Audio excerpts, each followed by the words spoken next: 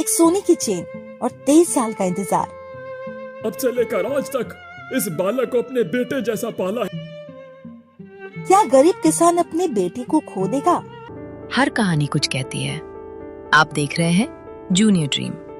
वीरू, आप एक नेक दिल वाले इंसान हो जो बिना सोचे समझे किसी दूसरे के पुत्र को अपना पुत्र समझकर जीवन भर उसकी देखभाल की है।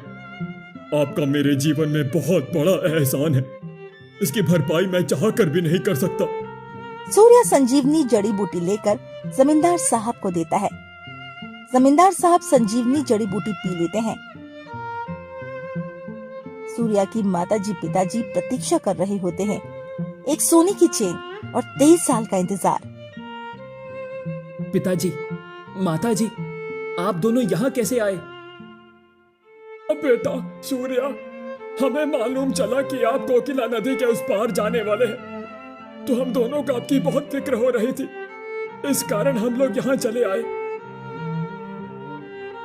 माताजी, पिताजी, मैं कुशल मंगल हूँ। मैं सही सलामत हूँ। मुझे कुछ नहीं हुआ है। कुछ आवश्यक काम था, इसीलिए गया हुआ था। स्थिति ही कुछ ऐसी थी, मैं आप लोगों को बता ही नहीं पाया। वीरू, आप बहुत बहुत नसीब वाले हैं। आपको ऐसा पुत्र प्राप्त हुआ है। इनके जैसा पुत्र होना बड़ी ही किस्मत वाली बात है। वीरू, आपकी पत्नी ने एक शूरवीर बालक को जन्म दिया है।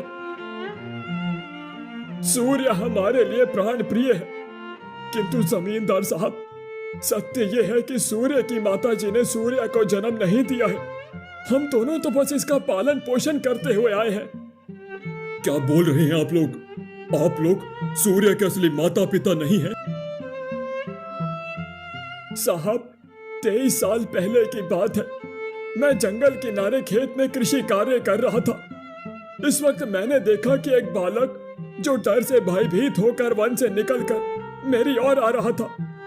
मैंने आसपास देखा कि किसी का बेटा खो गया है तो लेने आएंगे। कुछ देर प्रतीक्षा की, परंतु वहां कोई भी नहीं आया। उसके बाद मैं इसे अपने मकान में लेकर आ गया। तब से लेकर आज तक इस बालक को अपने बेटे जैसा पाला है। क्या गरीब किसान अपने बेटे को खो देगा?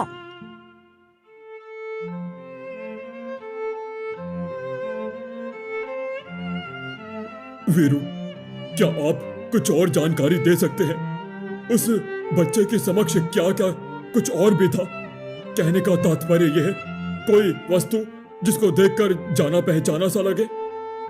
जी साहब, एक बहुत ही कीमती सोने की चैन थी जो बहुत ही अधिक मूल्यवान थी, परंतु मुझसे एक भूल हो गई। जिस वक्त मेरी पत्नी की तबीयत खराब थी, पैसे बहुत इधर उधर से खोजे किंतु नहीं मिले, तो उस चैन को गिरवी करने के लिए जा रहे थे। उसी वक्त जंगल के सामने चीता का सामना करना पड़ा। डर से फिर हम भाग गए और वो सोने की चैन कहीं गिर गई। मुंशी जी, जौहरी के पास जो सोने की चैन मिली थी उसे लेकर आइए। जमींदार साहब, ये सोने की चैन तो वही है जो सूर्य के गले में थी, जो जंगल के रास्ते में गिर गई थी। वीरू, ये सूर्य कोई और नहीं है बल्कि जमींदार साहब का पुत्र है, और ये सोने की चैन उनके पुत्र की है जो बाल अवस्था में जमींदार साहब के साथ खेतीबाड़ी के भ्रमण में गए थे। इस समय जमींदार साहब से वो अलग हुए थे। वीरू, आप एक नेक दिल वाले इंसान हो जो बिना सोचे समझे किसी दूसरे के पुत्र को अपना पुत्र समझकर जीवन भर उसकी देखभाल की है। आपका मेरे जीवन में बहुत बड़ा एहसान है। इसकी भरपाई मैं चाहकर भी नहीं कर सकता।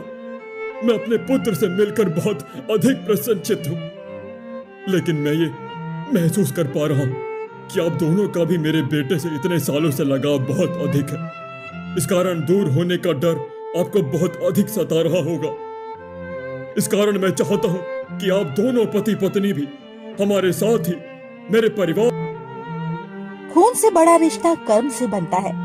जमींदार की बात से सहमति होकर वीरू भी अपनी पत्नी के साथ सूर्या यानी तेज प्रताप सिंह अब सभी के साथ खुशी खुशी रहने लगता है। तो दोस्तों, इस कहानी से हमें यही ज्ञान मिलता है, रक्त से नहीं संस्कार और कर्म से इंसान की पहचान होती है।